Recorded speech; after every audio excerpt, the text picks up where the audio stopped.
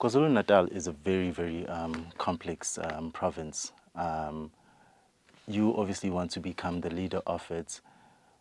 What do you think has gone wrong? Where do you identify the fault lines, and how do you think you can fix them? So there's a lot wrong. Everyone lives sort of our daily lives. We know what it is, but I think there's a couple of fundamentals that we need to change if we're going to fix or we're going to rescue what the mechanism of delivery is from government. So the first is cadre deployment. Our government is full of people who are unable to deliver, firstly, who have no interest in serving the public and would rather serve a party political interest. It is full of people who are either unskilled or unqualified because of an affiliation, and it is just too big. So cadre deployment has really, and it's one of the biggest challenges that we faced in Umngeni, is to try and create the mechanism of delivery. So you can have great policies, you can have great plans, and the mechanism is the government officials. So that's a big problem. We have an incapable state within KZN. That's the first one. The second thing is priorities and how we spend the money of government. So we know that there's fiscal constraints and all of these things, but government is not poor. Government is not bankrupt. When you spend the money incorrectly, you start to then skew what you're trying to achieve. So an example is an Imbizo costs anything from 1.3 to 2.5 million rand, depending on how many people you're busing in and what you're feeding and all of these sorts of things.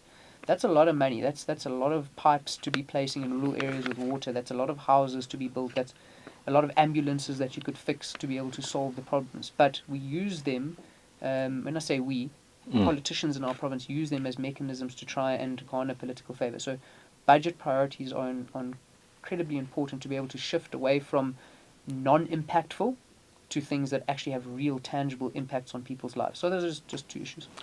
You mentioned unskilled people, and I think I remember when you started off as the DA mayor in Umngeni, as the mayor of Umngeni, you had some sort of skills audit, qualifications audit, where you asked for everyone to actually resubmit their skills, and there was a lot of resistance to that when you did it in Umngeni.